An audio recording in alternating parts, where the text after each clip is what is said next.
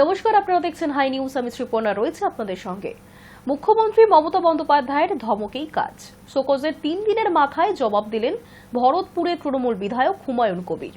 শুক্রবার সকালে বিধানসভায় পরিষদীয় মন্ত্রী তথা বিধানসভা তৃণমূলের শৃঙ্খলা রক্ষা কমিটির অন্যতম সদস্য শোভনদেব চট্টোপাধ্যায়ের কাছে শোকজের উত্তর দিয়েছেন তিনি।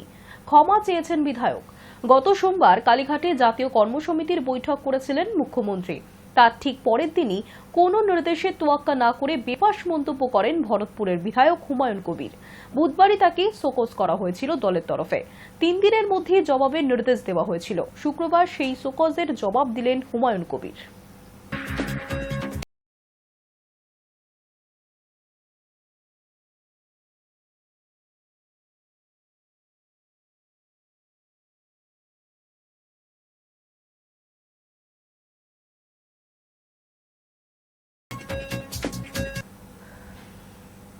বাংলাদেশে লাগাতার হিন্দুদের উপর অত্যাচারের ঘটনায় সরব পশ্চিমবঙ্গের মানুষ। সনাতনী সমাজের সন্ন্যাসী চিন্ময় কৃষ্ণ দাসের গ্রেফতারের প্রতিবাদে গর্জে উঠল কলকাতার সনাতনী সমাজ। বৃহস্পতিবার বাংলাদেশে হিন্দুদের উপর অত্যাচারে রাজপথে উঠেছিল গেরুয়া ঝড়। শিয়ালদা থেকে বাংলাদেশ ডেপুটি হাই কমিশনের দফতর পর্যন্ত মিছিল করে বঙ্গীয় হিন্দু জাগরণ। এই মিছিলকে ঘিরে তুলকালাম শুরু হয়। পুলিশের সঙ্গে বাঁধে ধস্তাধস্তি। ব্যারিকেড ভেঙে এগোবার চেষ্টা করে প্রতিবাদীরা। সংঘর্ষে আহত হয়েছেন 2 জন।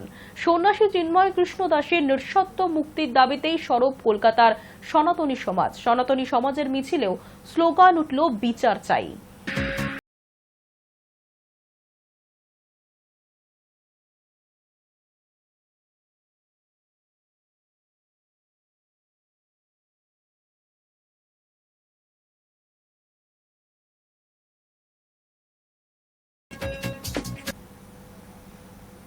মিড ডে মিলে নামমাত্র টাকা বাড়ালো কেন্দ্র সরকার। প্রাথমিকে বাড়ানো হয়েছে 74 পয়সা এবং উচ্চ প্রাথমিকে বাড়ানো হয়েছে 1 টাকা 12 পয়সা।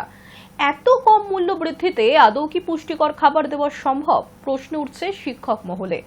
সরকারি স্কুলে 2 বছর বাদে মিড ডে মিলের জন্য টাকা বাড়িয়েছে কেন্দ্র সরকার। প্রাইমারি স্কুলে মিড ডে মিলের টাকা বরাদ্দ ছিল 5 টাকা 45 পয়সা, সেটা বাড়ানো হয়েছে 6 টাকা 19 পয়সা। আপার প্রাইমারিতে বরাদ্দ ছিল 8 টাকা 17 পয়সা, সেটা বৃদ্ধি হয়েছে 9 টাকা 29 পয়সায়। আগামী 1 ডিসেম্বর থেকে বরাদ্দ বৃদ্ধি টাকা দেওয়া হবে। শিক্ষকরা এই বরাদ্দ বৃদ্ধিতে খুশি নন। শিক্ষক মহলে বাড়ল ক্ষোভ।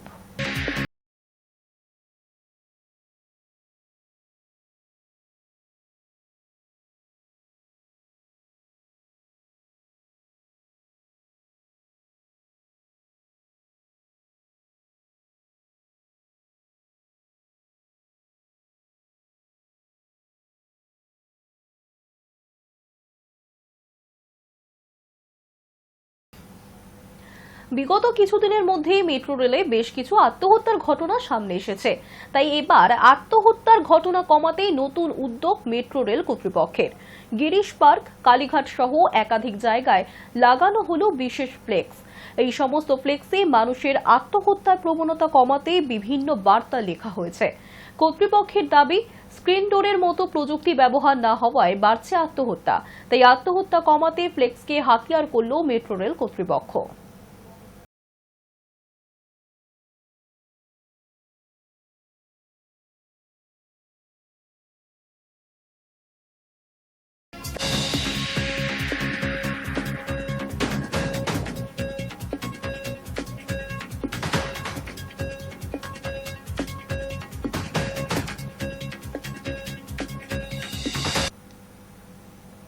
জলপাইগুড়ি শহরের রাজপথ কার্যত দখল নিয়েছে টোটো এবং 1 শ্রেণীর ব্যবসায়ীরা। জলপাইগুড়ি শহরে ফুটপাত ব্যবসায়ীদের একাংশের দখলে। পুরসভা এবং পুলিশ অভিযানে নামলে সাময়িক স্বস্তি পাওয়া যায় বটে, কিন্তু পথচারীদের তারপরও আবারও জেকে সেই। এরই মাঝে বেলাগাম টোটো যাতায়াত শহরের স্বাভাবিক জনজীবনকে করে তুলেছে অতিষ্ঠ। এভাবেই নিত্যযাত্রীদের চলছে চলাফেরা। টোটো এবং ফুটপাত দখল, রাস্তার ওপর যেখানে সেখানে মোটর বাইক, সাইকেল রাখা। মোট কথা, যানজটে জেরবার জলপাইগুড়িবাসী। নেই পার্কিং এর কোনো ব্যবস্থা। ক্ষোভ বাসিন্দাদের। অন্যদিকে জলপাইগুড়ি পৌরসভার তরফ থেকে জানানো হয়েছে শীঘ্রই ফুটপাত দখলমুক্ত করার অভিযান চালানো হবে।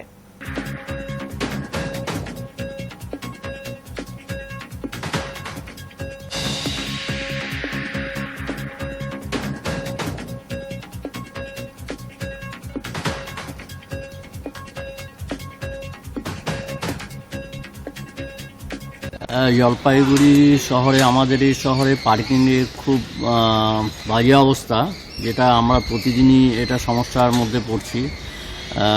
মোটরসাইকেল, টোটো এবং অন্যান্য বড় বড় গাড়ি সব কিছু মিলে রাস্তাঘাট এত জ্যাম থাকে যে এখানে আমরা যখন তখন টোটো বা গাড়িগুলি দাঁড়িয়ে যাচ্ছে, পার্কিংয়ের ব্যবস্থা নেই, ফুটপাতের ব্যবস্থা নেই। আমরা সাধারণ নাগরিকরা চলাফেরা ঠিকমতো করতে পারছি না, প্রায়ই অ্যাক্সিডেন্ট হচ্ছে এবং এক শ্রেণী ব্যবসায়ীরা ফুটপাত দখল করে থাকছে। প্রশাসন ব্যবস্থা নিচ্ছে, তাদেরকে সরিয়ে দিচ্ছে, আবার তারা সেই জায়গা দখল করছে। এতে একটা খুব সমস্যার সম্মুখীন এবং আমরা প্রতিনিয়ত অ্যাক্সিডেন্ট হচ্ছে এরকম দেখতে পাচ্ছি মোটরসাইকেল নিয়ে চলাফেরা করাতে, এবং বিভিন্ন বয়স্কদেরও খুব সমস্যা এই চলাফেরা করতে। বর্জ্য পদার্থ থেকে তৈরি করা হচ্ছে জৈব সার। সেই জৈব সার ব্যবহারে উদ্যোগী ময়নাগুড়ি থানা। সরকারি ন্যায্য মূল্যে বিক্রি করা হচ্ছে সেই সার। ময়নাগুড়ি থানার আইসি সুবল ঘোষ থানা চত্বরেই সেই জৈব সার ব্যবহার করেই কৃষিকাজ করার উদ্যোগ নিয়েছেন। বিভিন্ন শীতকালীন শাকসবজি তিনি চাষ করছেন। এবার থানার সামনে দেখতে পাওয়া যাবে ফুলকপি, বাঁধাকপি, লাউ, শিম সহ নানা রকমের শাকসবজিও।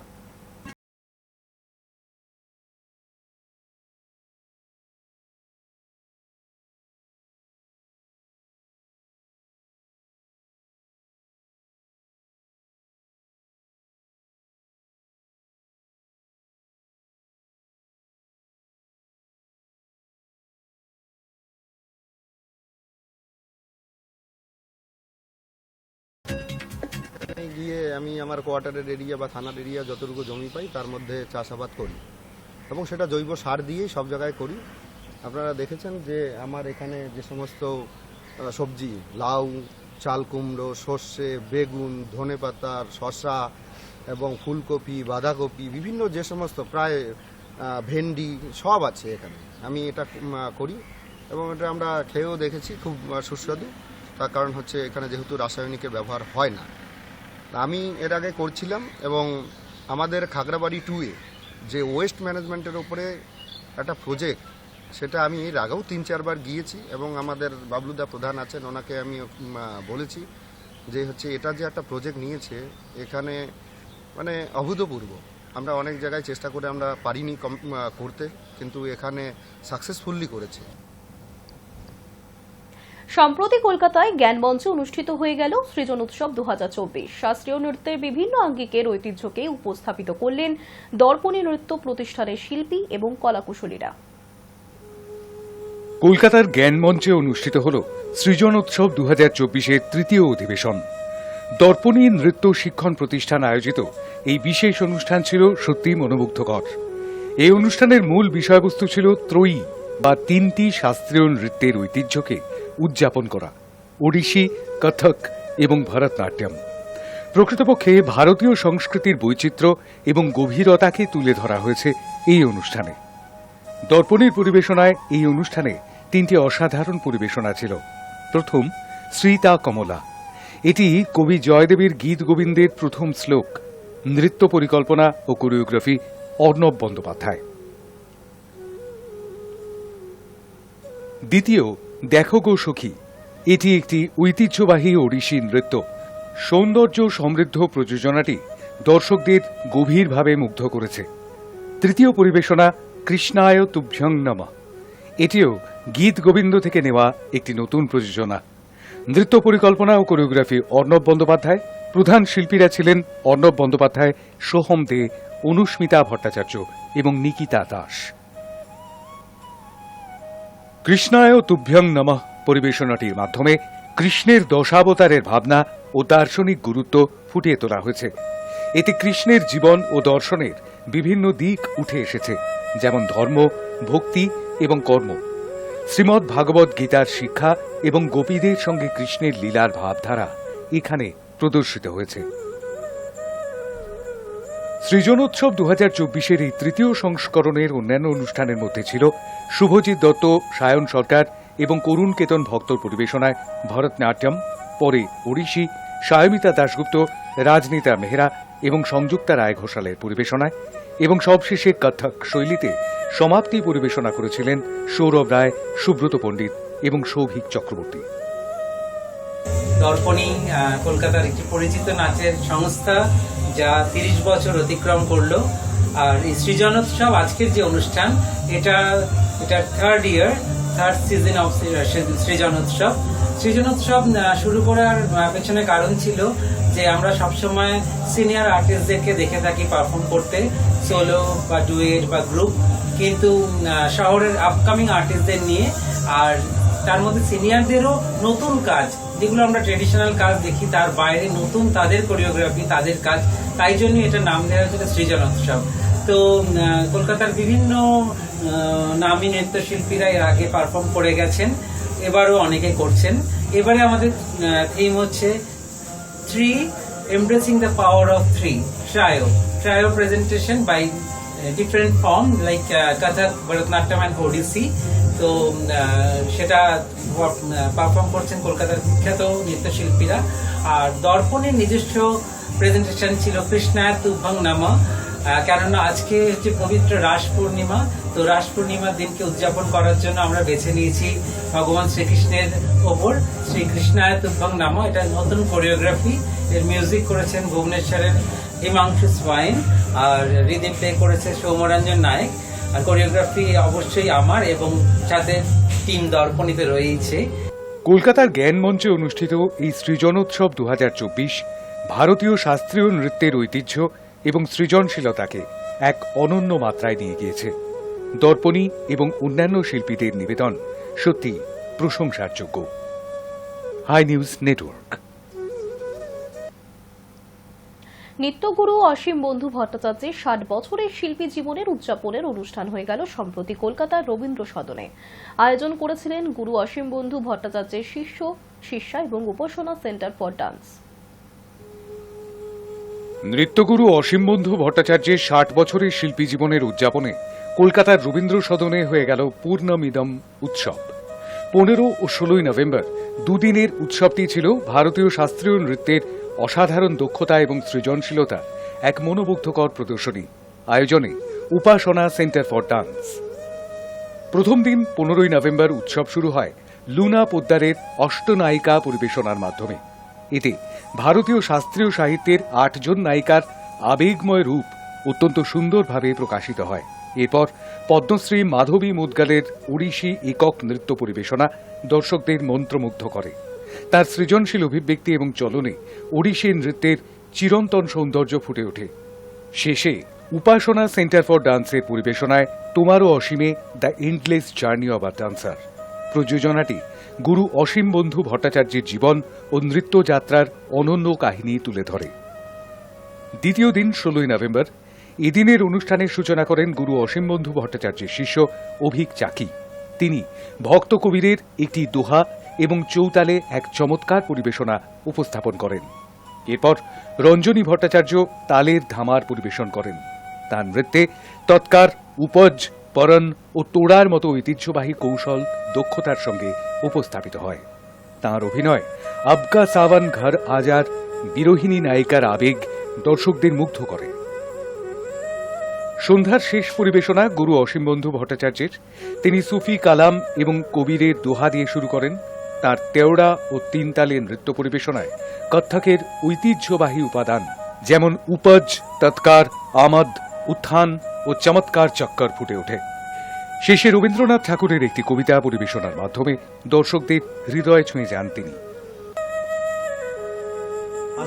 আই এম ভেরি প্রাউড এবং আমি খুব গর্বিত বোধ করি। আমার ভিতর থেকে একটা আনন্দ হয় যে আমার students is very loyal, very humble, and specially Abhik তো অত ছোটো বয়স থেকে আমার কাছে শিখছে। ও এত সুন্দর করে, ওর একটা নিজস্ব রেস্টুরেন্ট আছে লম্বার স্ট্রিট, ওইটা থেকে স্পন্সর করছে এত বড় একটা প্রোগ্রাম।